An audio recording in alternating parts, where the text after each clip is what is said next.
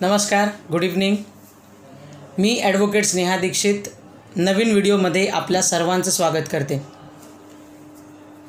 मातृत्व ही बाईची एक पूर्णत्वाची भावना आहे आणि नवरा जर ती पूर्ण करत नसेल तर त्याला लैंगिक क्रूरता असं संबोधलं जातं कायद्याच्या कक्षेमध्ये.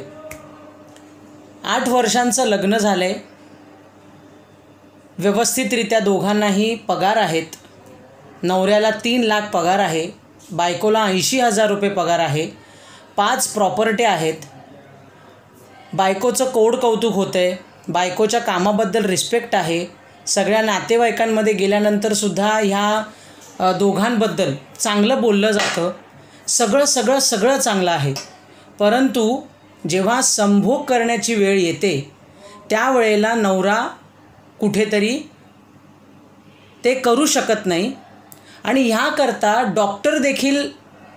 डॉक्टरांकडे देखील गेलेले आहोत आम्ही. परंतु डॉक्टरांचं म्हणणं आहे की सगळं काही व्यवस्थित आहे, म्हणजे शारीरिकदृष्ट्या तुम्ही मूल जन्माला घालू शकता. हे डॉक्टरांनी, सायकॅट्रिस्ट, काउन्सिलरने देखील स्पष्ट केलेलं आहे. परंतु असं असूनही आज 8 वर्षांचा कालावधी गेल्यानंतरसुद्धा मूल जन्माला घालायचं की नाही ह्या विषयाला कुठेतरी टाळमटाळ होते. नवरा कुठेतरी ह्या विषयाला प्रायोरिटाईज करत नाही आहे आणि त्यामुळे माझ्या जीवाची तडफड होते. तर ह्या बाबतीत मॅडम मी काय करू शकते, असं एक महिला माझ्याकडे विचारण्याकरता आले होती की माझे हक्क काय आहेत किंवा माझा अधिकार काय आहे. मी तर ॲज अ वाईफ म्हणून त्याच्या सगळ्या ड्युट्या पूर्ण करते, म्हणजे त्याला जेवू घालणं किंवा घरातली सर्व कामं बघणं. मी पण एक प्रोफेशनल आहे, त्यामुळे मला 80,000 रुपये पगार आहे. तो ज्या काही प्रॉपर्ट्या घेत आहे त्याच्यात माझी देखील इन्व्हेस्टमेंट आहे. गावाला जाऊन त्याच्या कौटुंबिक ज्या काही गोष्टी असतात, सण सणवार असतात, त्या देखील मी पूर्ण करते. पण मग ही माझी जी गोष्ट आहे त्याला किंमत का नाही किंवा ह्या गोष्टीकरता टाळमटाळ कशा करता. तर बघा, सर्वात महत्त्वाचं असतं की कम्युनिकेशन करणं, एकमेकांशी बसून बोलणं की तुम्हाला ॲक्च्युअल करायचं काय आहे. कारण हा मूल होणं हा जो काही विषय आहे ना, हा दोघांचा असतो, संमतीने घेतलेला असतो. एकाला मूल हवं आहे, एकाला मूल नको आहे. तर मग हे 2 जे वेगवेगळे विचार आहेत ते सुद्धा एकत्रितपणे घेतले पाहिजेत आणि ज्याला नको आहे त्याने देखील ज्याला हवं आहे त्याला ते माहिती असणं गरजेचं आहे की बाबा तुझा हा जो निर्णय आहे तो मी कुठेतरी स्वीकारते आणि त्याचा त्रास त्या व्यक्तीला होता कामा नये. अदरवाईज त्या व्यक्तीला पूर्णतः म्हणजे शारीरिकरित्या सुदृढ असूनसुद्धा ती बाई मातृत्वाकडे मुकते. आणि अशीच अवस्था परवा माझ्याकडे आलेल्या एका शीतलची झाली होती. सगळं काही छान आहे मॅडम, पण मूल नाही.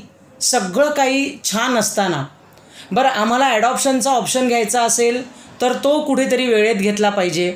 जर IVF ट्रीटमेंट आम्हाला करायची असेल तर ती देखील वेळीत केली पाहिजे.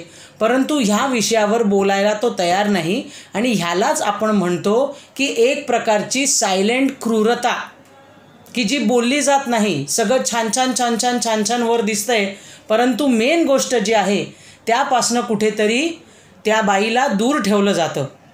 तर बघा, तुम्हाला कायद्यानुसार ह्याच्याकरता घटस्फोट घेता येतो, तुम्हाला मेंटेनन्स पोटगी मागता येते, तुमची जी काही इन्व्हेस्टमेंट तुम्ही पैशाची केलेली असेल ती तुम्हाला मागता येते. असं जेव्हा तुम्हाला सेपरेट व्हायचं आहे, म्हणजे हा निर्णय तुम्हाला मान्य नाही आहे नवऱ्याचा की बाबा आपल्याला मूल नको आहे, तर तुम्ही सेपरेट होऊ शकता. कधी आता ह्यांच्या लग्नाला तर 8 वर्ष झालेत, परंतु कधी 2 ते 3 वर्षामध्ये अशा महिला आहेत की ज्यांना कळतं की अरे आपल्याला काही व्यवस्थित रिस्पॉन्स मिळत नाही आहे, त्या दुसरं लग्न करतात आणि चांगल्या उत्तम पद्धतीने मूल जन्माला घालतात.